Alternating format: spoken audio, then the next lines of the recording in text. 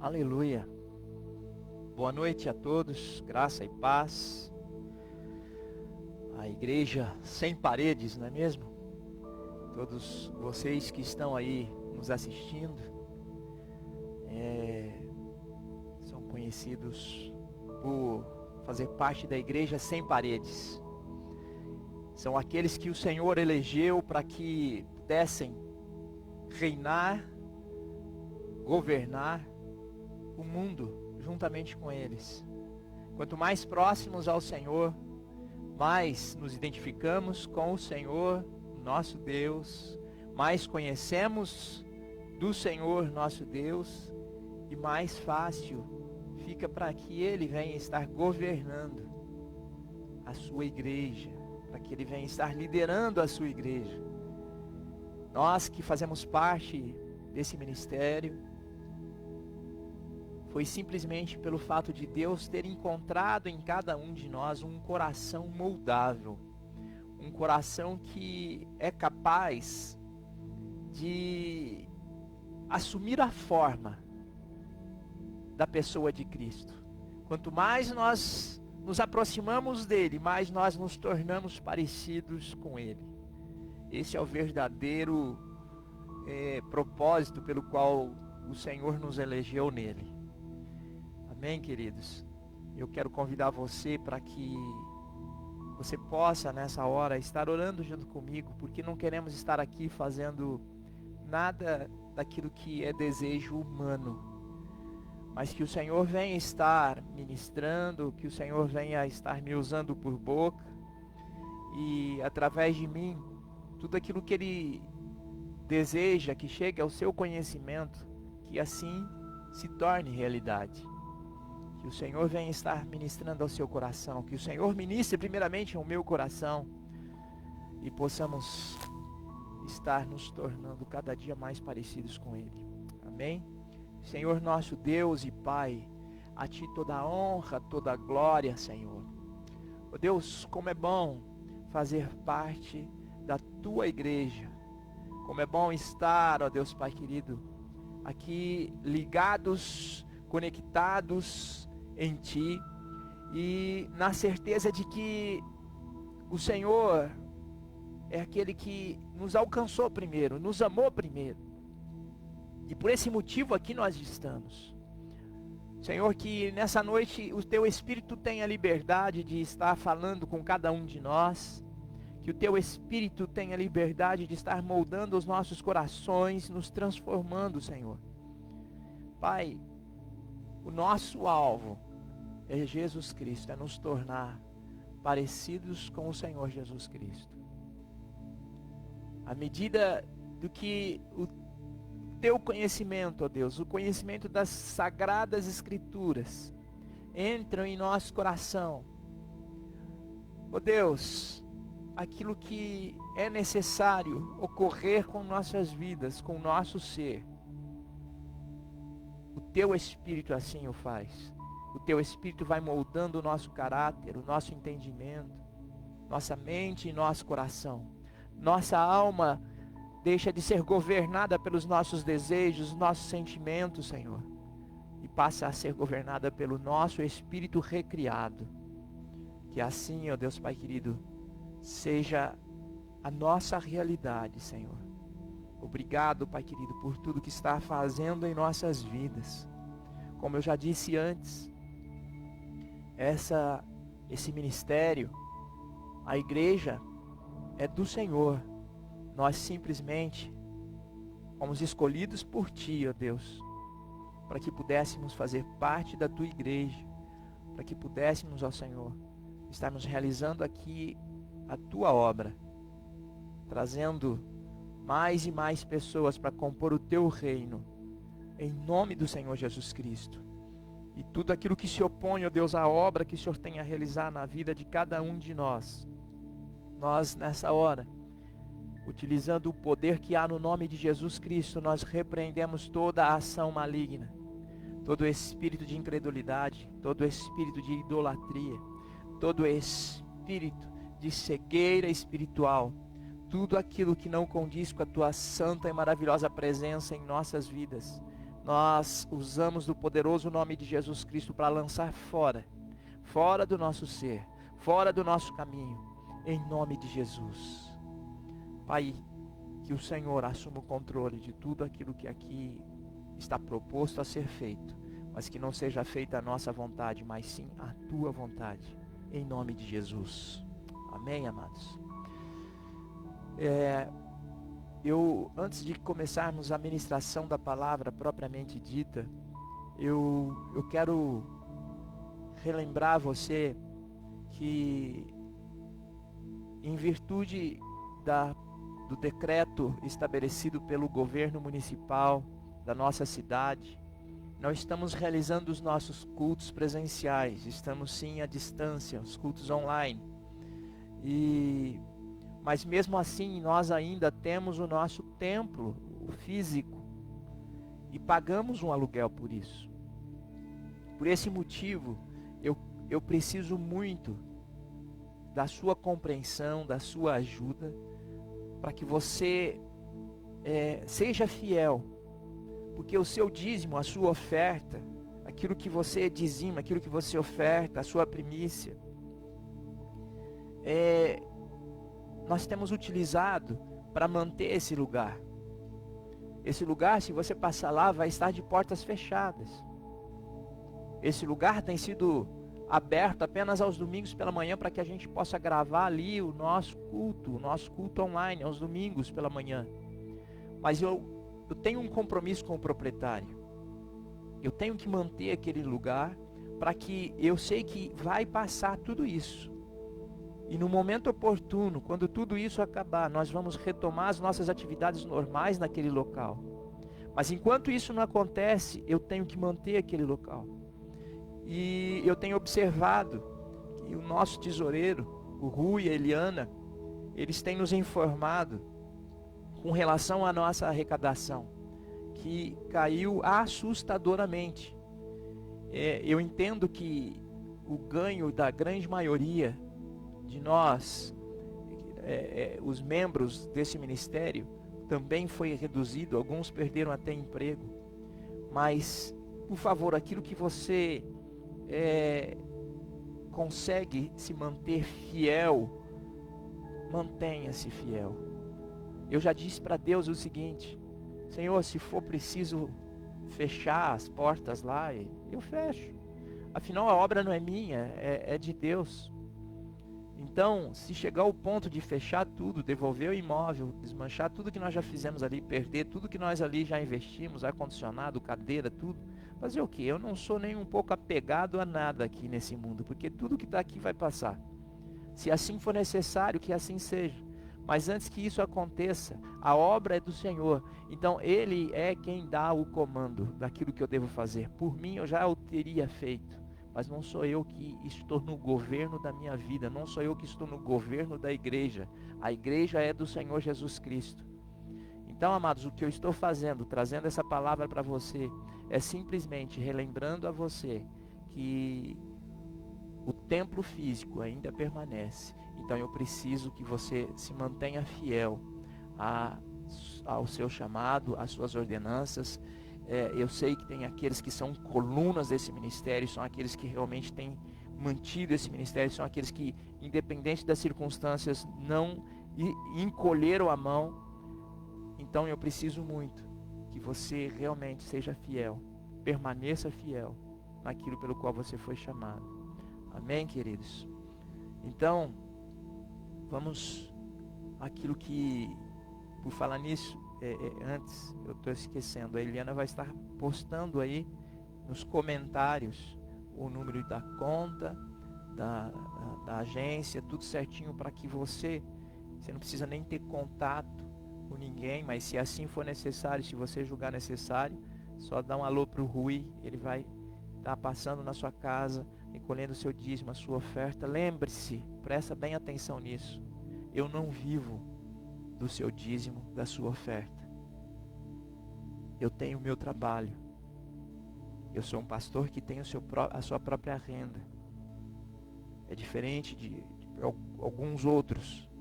Então, o que eu estou apelando para você é para que nós mantenhamos o nosso templo e você permaneça fiel.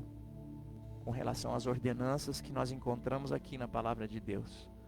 Amém, queridos? Então vamos à palavra. E por falar em fidelidade, por falar nas ordenanças do Senhor, vamos lá em Malaquias. Nós não vamos tratar mais desse assunto hoje, mas nós vamos lá no livro de Malaquias.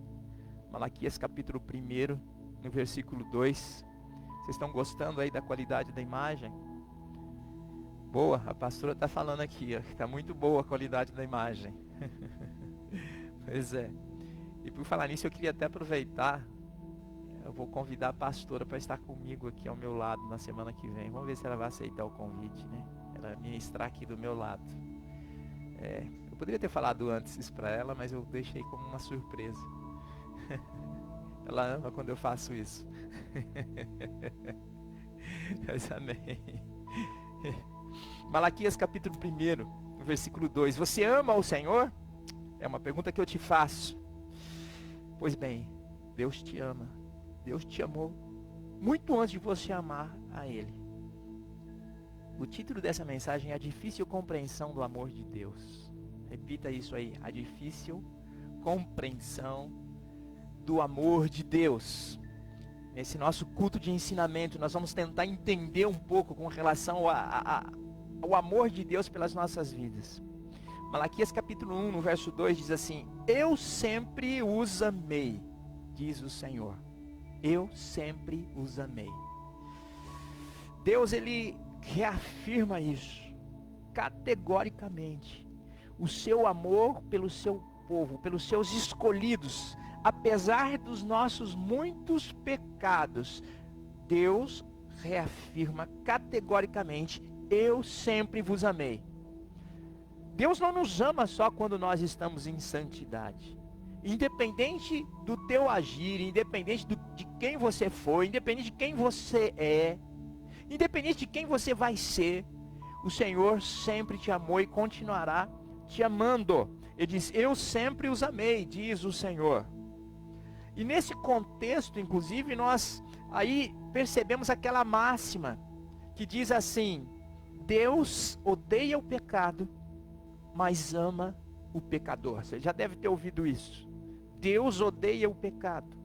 Ele repugna o pecado, abomina o pecado, mas Ele ama o pecador. Esse pecador, você pode colocar aí o seu nome, o meu nome. Todos nós somos pecadores. Todos são pecadores diante do Senhor. Assim diz a palavra de Deus. Mas olha, em relação ao pecado, como eu já disse, Ele ama o pecador e abomina o pecado. Ele não está preocupado com isso. Ele deseja sim ser amado. Mas por que o Senhor está dizendo isso? Eu sempre os amei. Se você for ver o contexto lá, ali você vai observar que, contudo, independente de quem nós fomos, independente de quem nós somos hoje, Deus continua nos amando.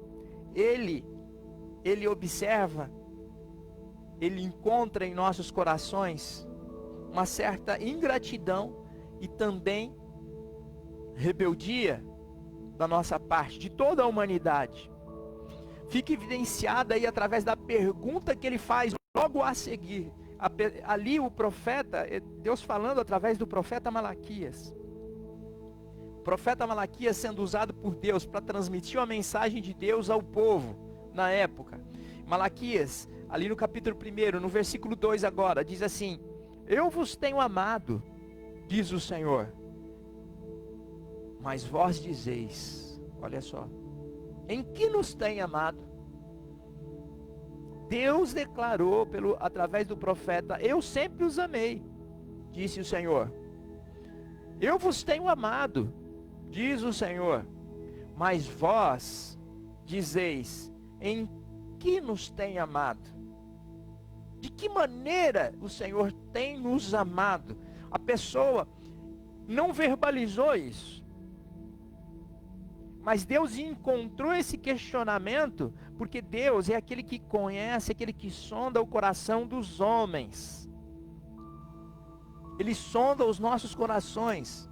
Talvez essa pergunta esteja incutida aí, guardada aí na sua mente ou no seu coração, mas você não tem coragem de expor isso. As pessoas, normalmente, elas têm olhado para o mundo, ou até mesmo para si mesmas, e por enxergar apenas o que de ruim existe, o que de ruim acontece, elas não conseguem ver a ação de Deus pela humanidade. Não conseguem ver as benfeitorias do Senhor em favor da humanidade. Então a pergunta que a maioria das pessoas tem em suas mentes, em seus corações é essa: se Deus ama o mundo realmente da forma como Ele fala, se Ele ama o mundo de verdade, por que Ele permite que coisas ruins aconteçam? Essa é a pergunta que talvez a grande maioria tenha aí guardada nos seus corações. E o Senhor consegue enxergar, o Senhor consegue observar essa pergunta no coração dessas pessoas. Não é necessário verbalizar isso. E eu quero te contar algo interessante que aconteceu quando tempos atrás, quando eu preparava algo com relação às pessoas que não creem em Deus, os ateus.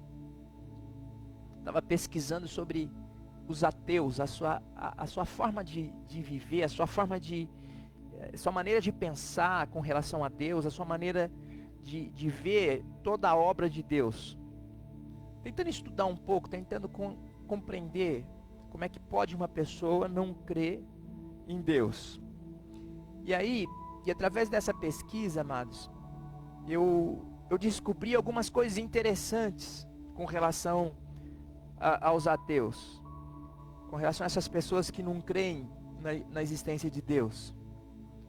Foi também através dessa pesquisa que eu descobri que um dos maiores artistas da música eletrônica, que ele não cria em Deus.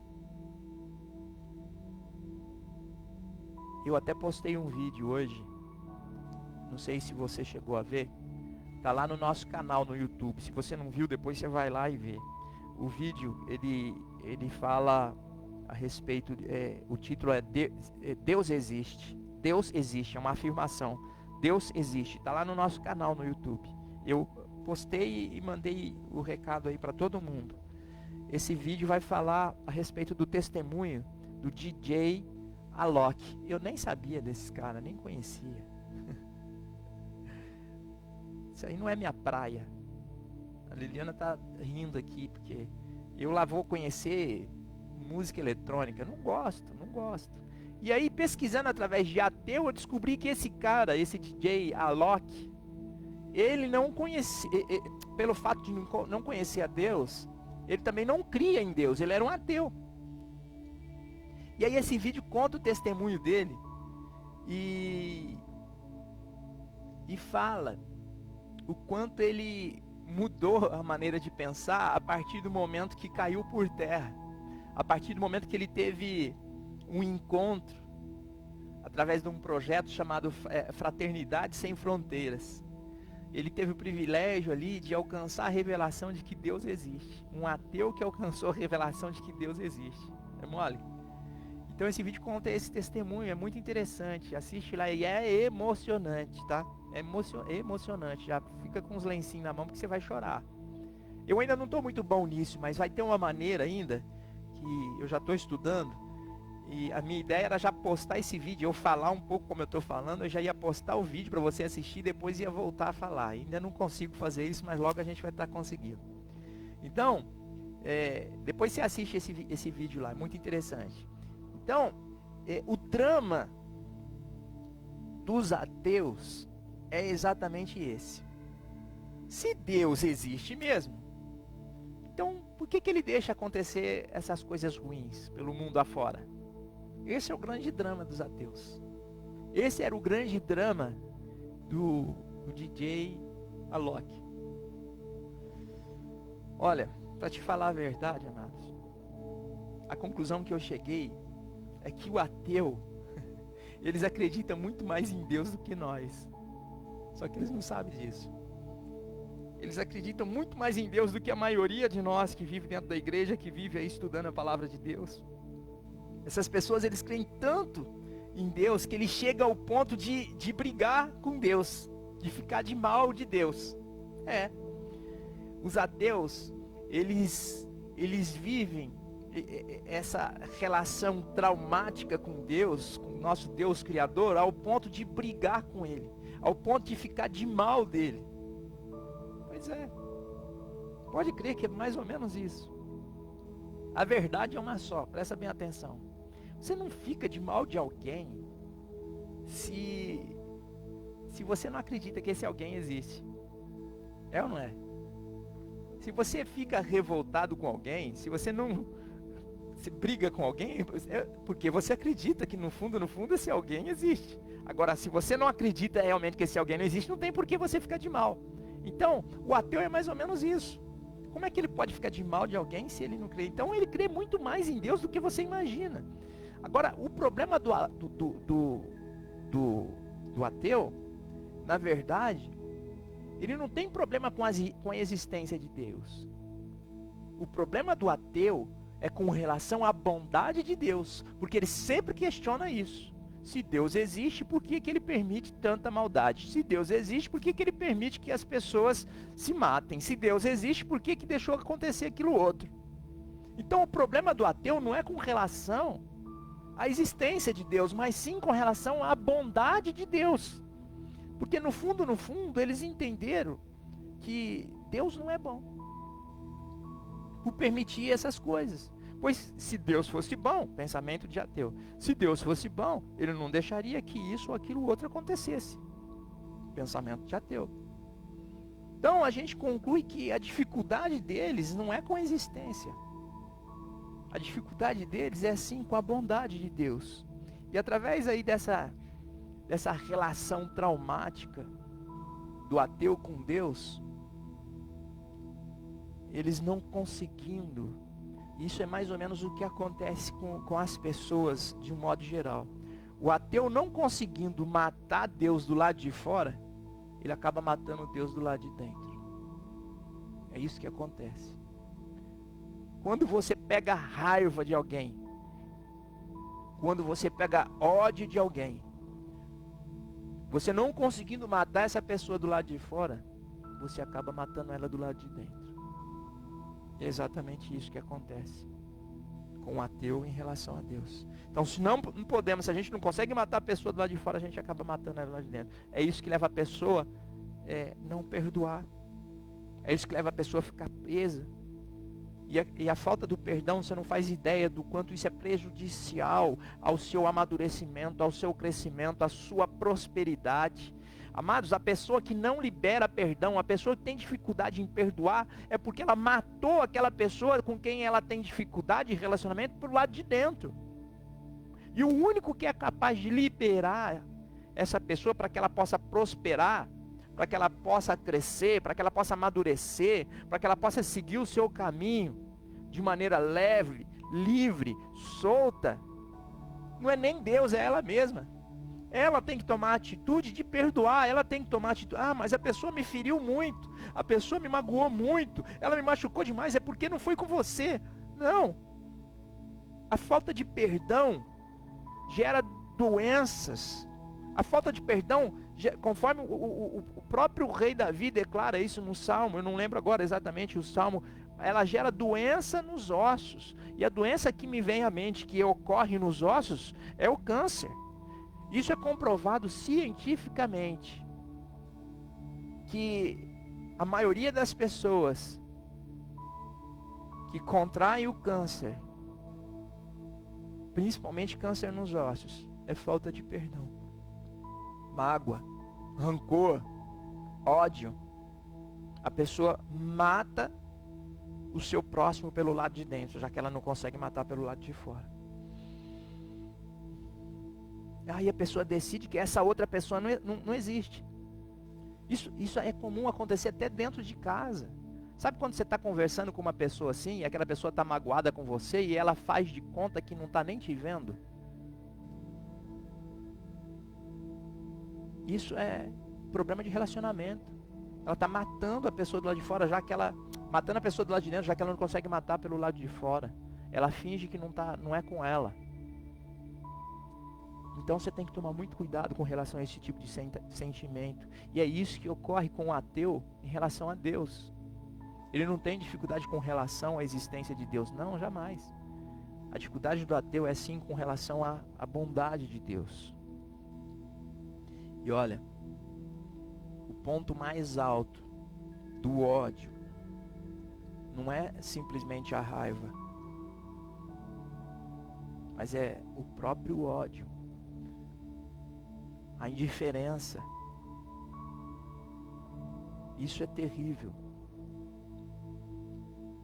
Em certos momentos da nossa vida, amados, as coisas parecem tá bem difícil, sabe? Inclusive nós estamos vivendo momentos assim. Aí surge alguns questionamentos com relação a Deus. Será que Deus realmente existe? Será que Deus realmente está me enxergando aqui? Aí o Senhor te fala o seguinte: eu vos tenho amado, diz o Senhor, mas vós dizeis, em que nos tem amado? Essa é a pergunta. De que maneira o Senhor tem nos amado? Porque olha só o meu estado. Porém, essa pergunta nunca é verbalizada, porque a pessoa tem um certo temor, mas ela tem isso no seu consciente. Como? De que maneira tem me amado, deixando eu passar pelo que eu estou passando? Como que o Senhor me ama, deixando que o meu marido morresse, a minha esposa morresse, o meu filho? Como que o Senhor me ama, deixando eu, que sou um dizimista fiel, um ofertante fiel e tenho passado certas dificuldades financeiras? Como que o Senhor me ama? Porque a palavra diz que Ele supra as minhas necessidades e eu tenho passado necessidade de algumas coisas. Deus não precisa ouvir isso dos seus lábios. Isso aí Ele vai enxergar lá no seu coração. Foi isso que aconteceu quando Ele falou àquele povo, aos israelitas, através do profeta Malaquias. Ele enxergou exatamente isso no coração daquelas pessoas. Aí, Deus fala da seguinte maneira ao seu povo: eu tenho amado vocês, mas eu percebo que dentro do coração de vocês existe uma pergunta: como o Senhor tem nos amado se estamos passando por uma situação tão difícil?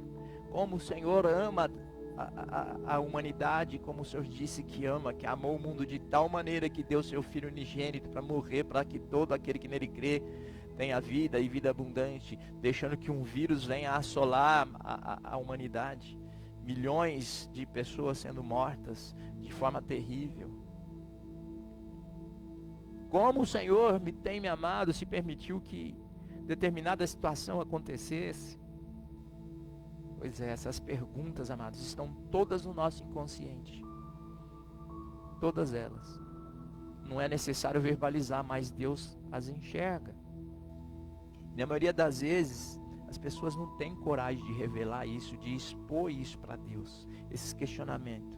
Porém, esses questionamentos acabam se revelando através de mágoas, através de frustrações, incredulidades, até mesmo rebeldia contra o Senhor. Dentro de nós, amado, existe muita dificuldade com relação a nos relacionar, com relação a entender ao amor de Deus. Existe muita dificuldade com relação a esse entendimento. A gente tem muita facilidade de entender a lei de Deus, mas entender o Deus da lei, aí já é mais complicado. A gente às vezes começa a observar pessoas más, pessoas que nem vão na igreja, prosperando. Isso é muito comum. Aqueles fiéis dizimistas observarem: o cara nem tira até zomba de mim, que dou os 10% pro pastor, né? É assim que normalmente fala. Lembrando que isso não é pro pastor, não, é para manter a igreja.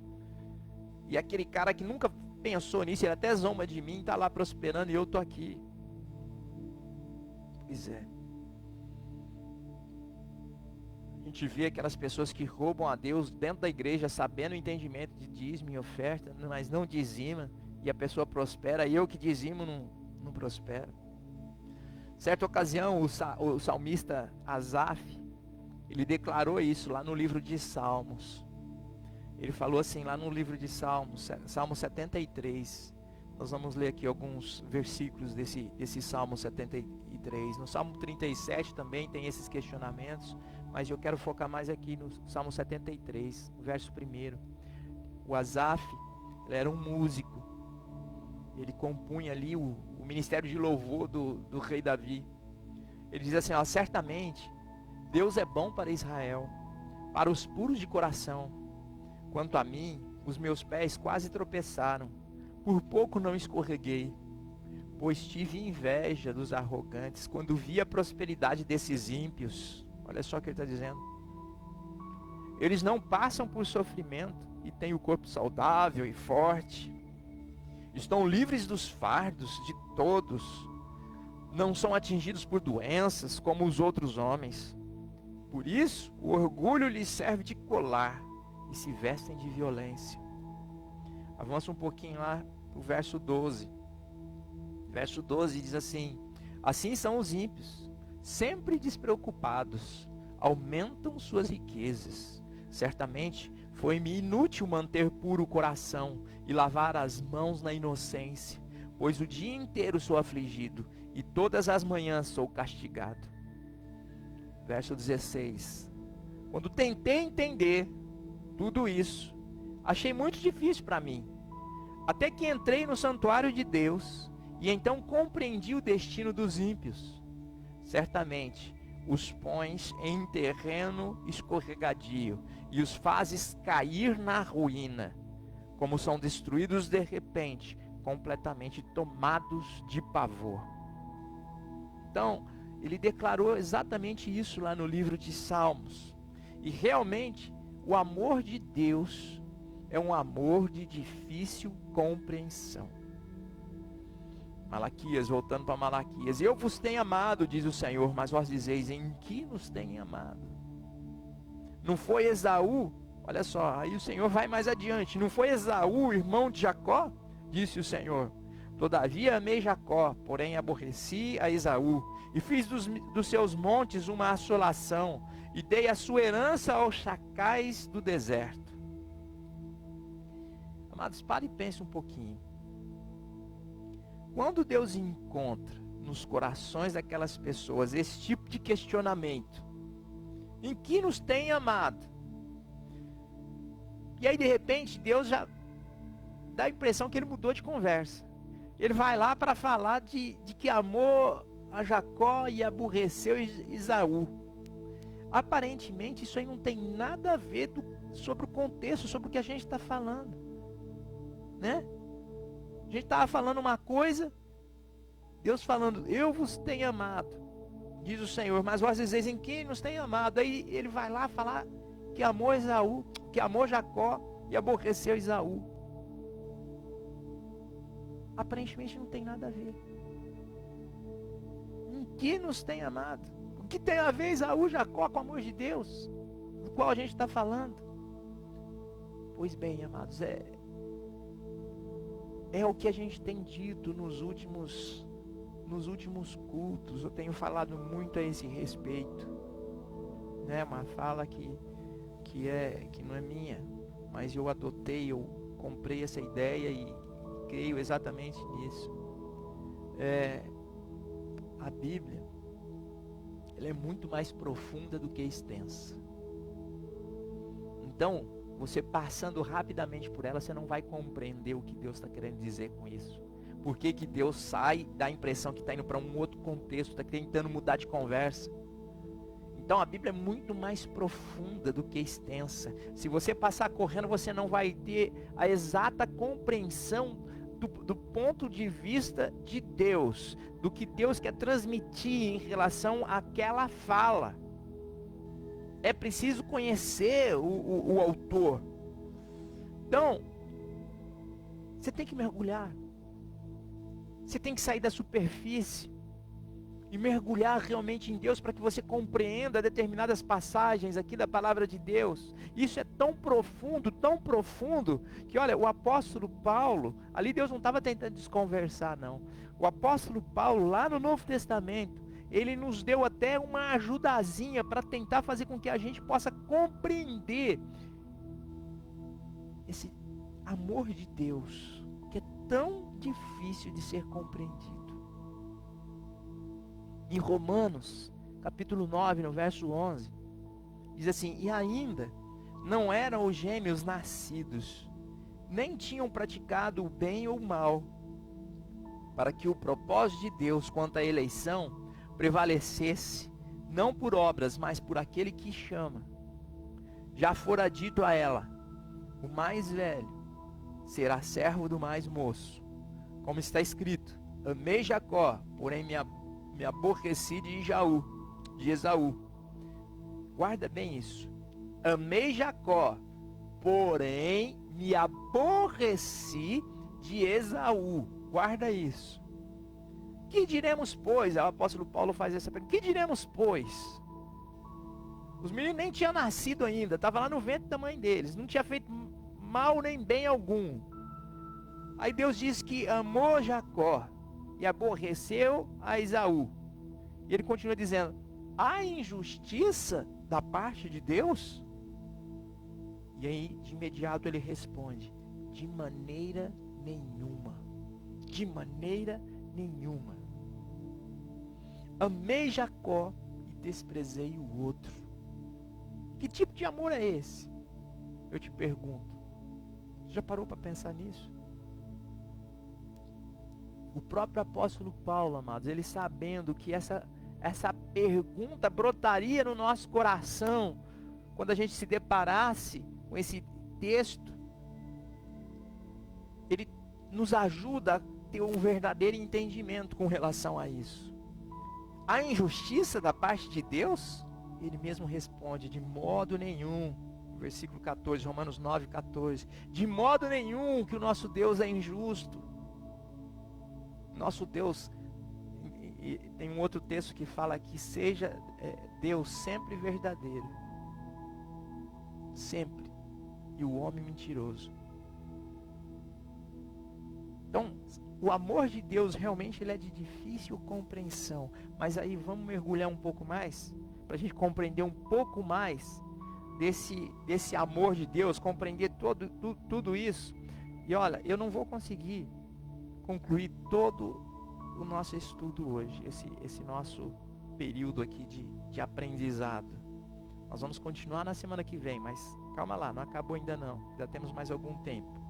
No livro de Efésios, capítulo 1, no verso 4, diz assim: porque Deus nos escolheu nele antes da criação do mundo, para sermos santos e irrepreensíveis em sua presença.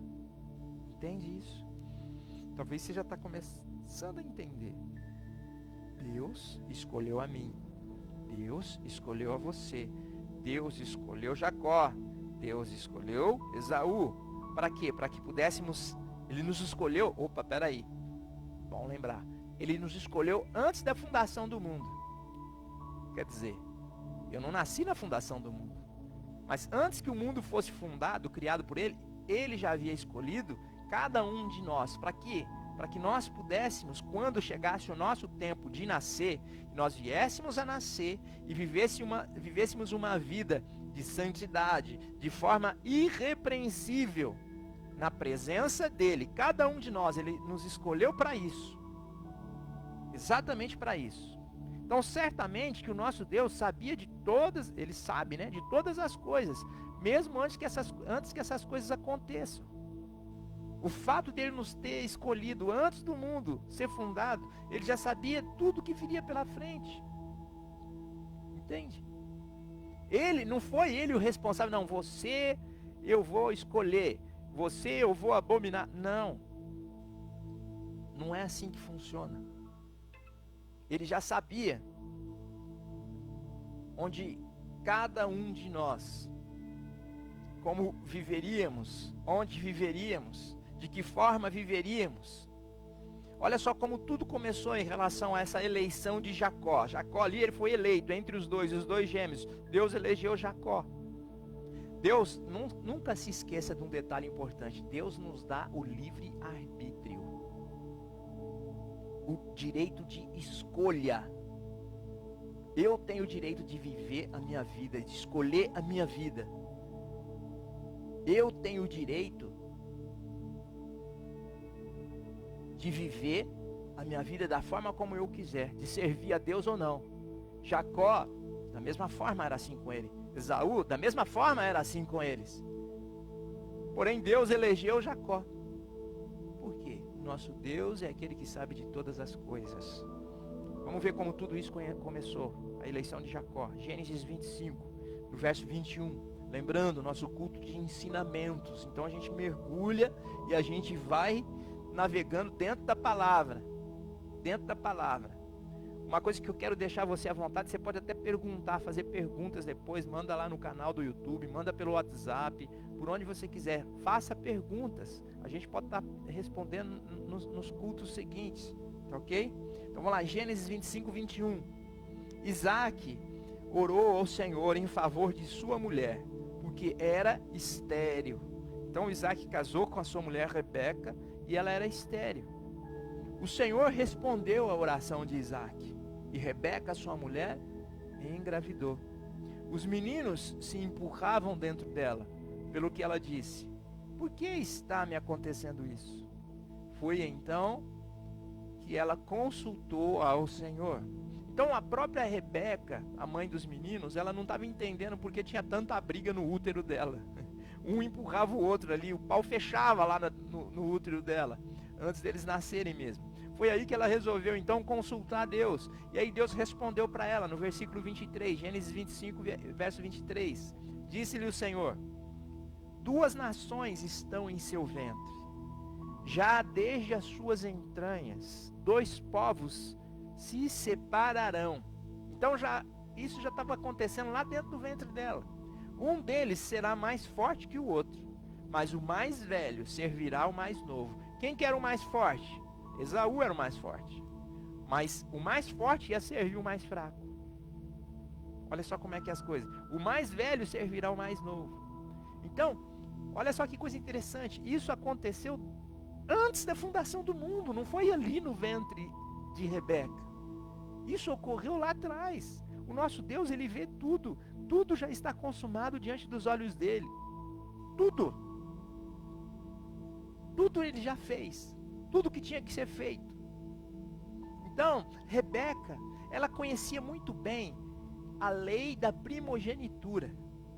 O que era a lei da primogenitura? A partir de Abraão foi criado isso.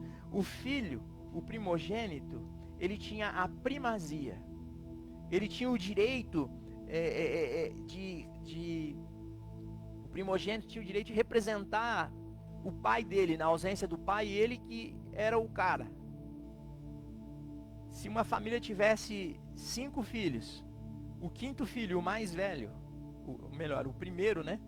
O mais velho dos 5, quando fosse dividir herança, tinha que fazer uma divisão em 6 partes iguais. O filho mais velho ficava com 2, porque ele era o primogênito.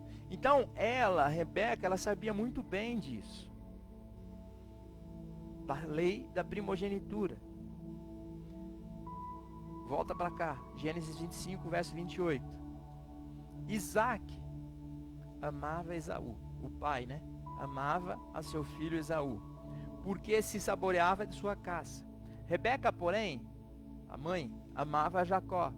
Tinha Jacó feito um cozinhado, quando esse, esmorecido, cansado, veio do campo, Esaú, e lhe disse: peço-te que me deixes comer um pouco desse cozinhado vermelho, pois estou esmorecido. Daí chamar-se-á Edom. Disse Jacó: vende-me primeiro o teu direito de primogenitura. Ele respondeu: estou a ponto de morrer. De que me aproveitará o direito de primogenitura? Olha só. Olha o posicionamento desse cara. Então disse Jacó: jura-me primeiro. Ele jurou e vendeu o direito de primogenitura a Jacó. Deu, pois, Jacó a Esaú pão e o cozinhado de lentilhas. Ele comeu e bebeu, levantou-se e saiu. Assim desprezou Esaú o seu direito de primogenitura. Eu quero abrir um parênteses aqui, presta bem atenção. Esaú estava cansado, chegou do campo, cansado da caça, muito cansado, exaurido. E aí Jacó estava fazendo esse cozinhado, com certeza muito cheiroso. Ele falou, me dá um pouco dessa comida aí. Ele falou, não, que te dá? Eu que estou fazendo. Me vende então o direito seu de primogenitura. Foi tudo já preparado. E ele, Esaú, olhou só para aquele momento que ele estava vivendo. Só para o umbigo dele. Só para a fome que ele tinha naquele momento. Ele não se preocupou com o que viria adiante. Não é diferente com a grande maioria dos cristãos hoje em dia. Eu estou falando para crente, não estou falando para pessoas do mundo. Eu estou falando para pessoas de dentro da igreja que têm se preocupado só com o momento presente, têm deixado de ver lá adiante. Tudo que você vai fazer hoje vai refletir amanhã. É a lei da semeadura, você planta e vai colher aquilo que você plantou. Tudo que você faz vai ter consequência. Então você não pode agir hoje sem olhar o amanhã, sem se preocupar com o amanhã. Um desejo que existe, a sua carne falando ali desesperadamente a respeito de um desejo dela, e você dá ouvidos à sua carne, à sua alma, esse sentimento, essa vontade, e vai e atende esse desejo, sem se preocupar com o depois. É isso que tem levado as pessoas a se apartarem de Deus, as pessoas se afastarem de Deus. Elas têm dado ouvido ao seu desejo carnal, como fez Esaú. Ele não se preocupou com o amanhã, ele simplesmente quis resolver o problema no momento. Era fome, eu tenho certeza que ele comeu, se alimentou e dormiu, acabou, já era. Só que ele simplesmente abriu mão do direito de primogenitura. E aí diz a palavra, pelo fato dele ter negociado o seu direito de primogenitura por causa de um prato de comida, ele deixou de ser chamado Esaú e passou a ser chamado de Edom. Isso é, vermelho. Edom quer dizer vermelho. Essa palavra Edom, vermelho, é a mesma palavra utilizada no hebraico para Adão. Adão, que quer dizer vermelho. Agora você está começando a entender o que aconteceu com Adão lá no passado. Você entende? A semelhança dos casos? Da mesma forma como Adão caiu lá atrás, atendendo simplesmente um desejo carnal, por incredulidade, desobediência. Da mesma forma como Adão perdeu o direito de governar, de manter o cetro do governo do mundo, só para atender um desejo carnal, Esaú também, ele agiu da mesma forma. A história se repetiu. Adão perdeu o direito de ser o primogênito juntamente com Jesus Cristo. Por isso precisou vir o segundo Adão, que não é carnal, é espiritual. O primeiro Adão era carnal, o segundo Adão é espiritual. O segundo Adão, eu estou falando de Jesus Cristo. Você entende? O vermelho, Adão. O vermelho, Esaú. Edom. Ele negociou seu direito de primogênito por um prato de comida.